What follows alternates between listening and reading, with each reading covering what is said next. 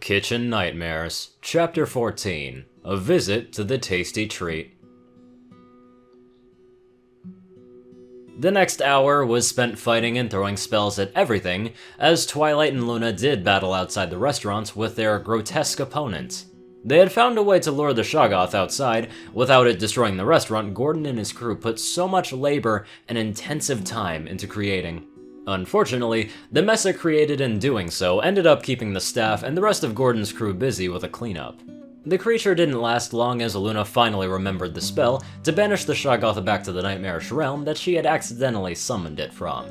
After Twilight had helped Princess Luna properly dispose of the eldritch horror that the princess had accidentally summoned, Gordon left Zesty Gourmand's restaurants and began their slow, tiring return back towards Canterlot Castle, with Princess Luna, Spike, and Pinky in tow. Twilight had Spike sit on her haunches, and Pinky helped Gordon's crew carry their gear back into the palace. Businesses along the restaurant row strip were beginning to shut down their daytime operations, as other nighttime tourist food stops were beginning to set up. The nighttime Bat Pony guards were beginning to come out as they noticed Princess Luna and saluted whenever she came in sight. Two even ran up to the group as they helped escort them to the castle. As they made their way out of the center of the square, they found ponies in a panic as the moon was flying all over the night sky. Once or twice, it had even dropped rapidly to the horizon as if it was a rock being dropped to the ground. Nightmare Moon has returned! One noble pony dramatically cried. She's gonna steal our souls out of our plots! The horror! The horror! Should that be happening, Your Majesty? Gordon asked. The last time I checked, a moon doesn't do a fucking mambo. Twilight? Were you messing with the placement of the moon again? Spike asked accusingly. Last time you did that, Ponyville Lake rose up and flooded half of Sweet Apple Acres. You tried to move the moon? Gordon asked, clearly confused with the small lavender mare. Keyword being tried. It didn't turn out so well. That was just merely part of the scientific method, Spike. Twilight replied haughtily. Now, I know not to have done it above bodies of water. No, young Spike, I believe our sister just wished to have some pony attempt to raise our moon since we were otherwise occupied by our brief imprisonment in Zesty's eatery. Luna replied, as she ignited her horn as it glowed bright blue. The moon seemed to slow down and stayed in a single spot high in the night sky. We apologize for our rash actions, Great Ramsay, and we thank thee for being merciful with us with our punishments by only keeping us imprisoned for 4 hours. Luna said with a deep bow. It's fine, Gordon said. We all make mistakes. Accidents happen. We disrupted those heroic efforts to restore a piece of our capital's community, Luna said shamefully. We deserve harsh lashings from our personal Fox o' Nine Tails, but thou proved thy greatness by showing us mercy. Does she mean Cat o' Nine Tails? Twilight whispered. Luna stood up on her hind legs as she gave Gordon a crushing big bear hug. Twilight and the others stood there giggling like mad ponies while Gordon suffocated from the Princess of Love. Okay. Everything is alright. I forgive you now. Could you please let me go? I need my lungs to fucking breathe, you know. Oh, sorry. Luna replied sheepishly as she blushed and released Gordon. Making their way back to the castle, they passed the guard checkpoints once again as they were allowed entry. They walked through the main throne room and into the dining hall looking to make themselves a bite to eat. The hallway's torches were darkened and everything was silent. Carefully stepping around where they assumed the empty dining hall table would be, they worked their way around the room and towards the kitchen when suddenly, the room lit up revealing a table full of food. Surprise! The White Alicorn exclaimed. Welcome back. Celestia was sitting at the end of the table waiting for them as she greeted them. A number of servants circled the table carrying various trays covered with various kinds of food. Hey! I'm supposed to be the one doing stuff like this. Pinky pouted.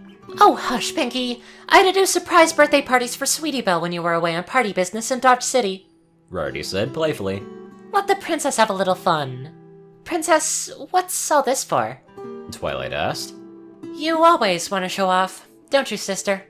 Luna asked, rolling her eyes at the White Alicorn.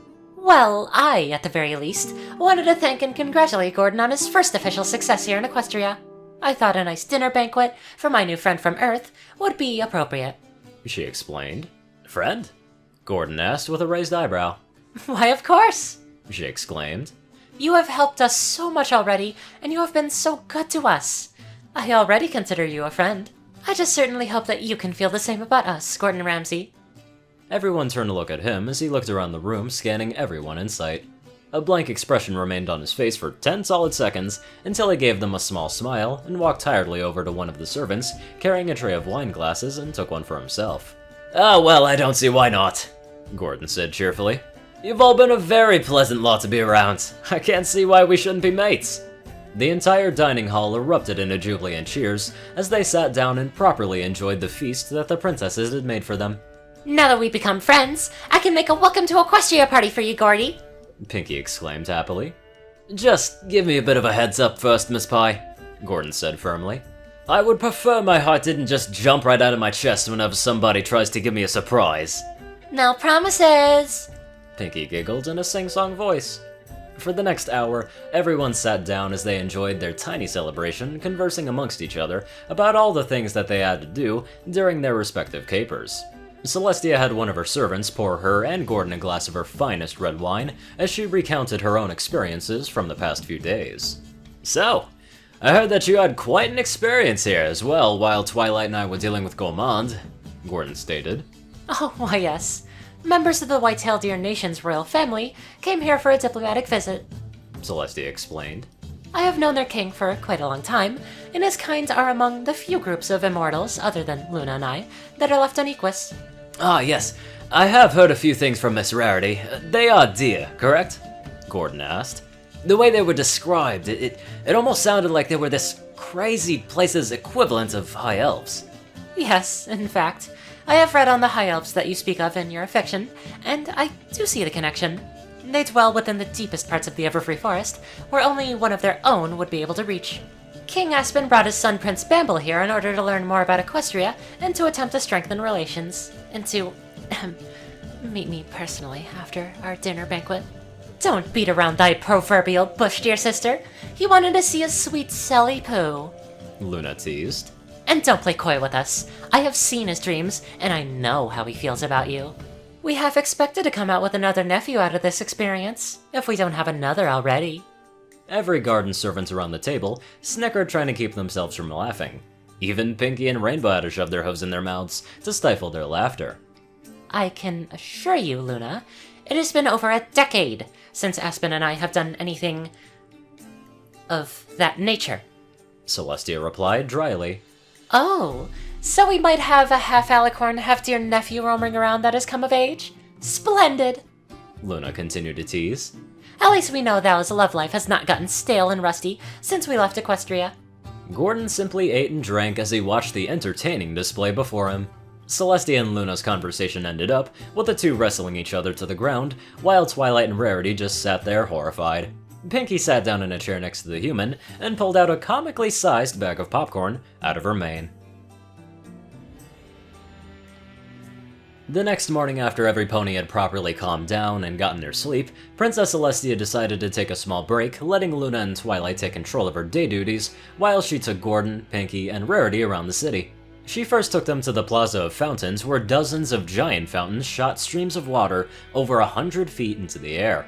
Celestia's small escort of royal guards dissuaded any passing noble ponies from disturbing the princess and her guests. "Wow, that's rather pretty," Gordon said, impressed. "Reminds me of the fountains in Madison Square Garden."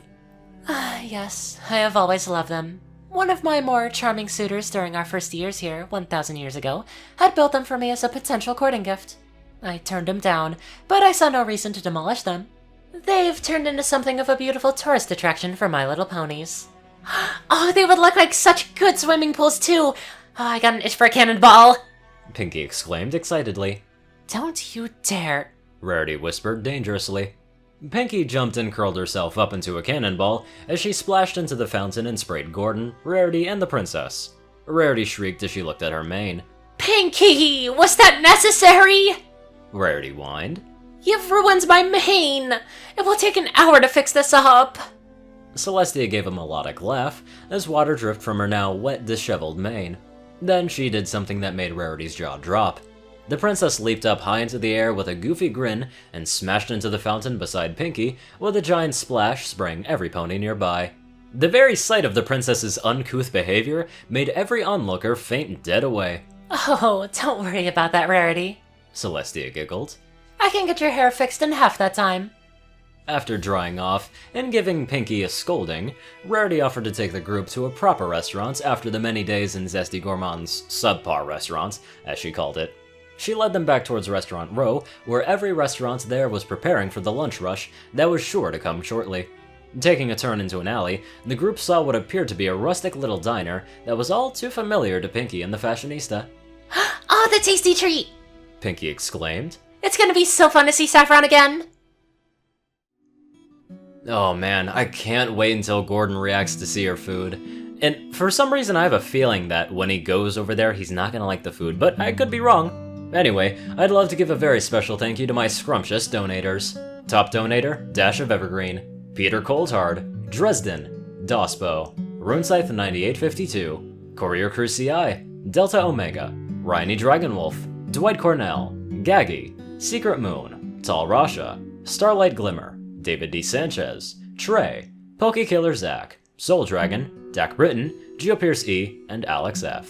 Thank you all very much for watching this video, and I will see you all in the next one.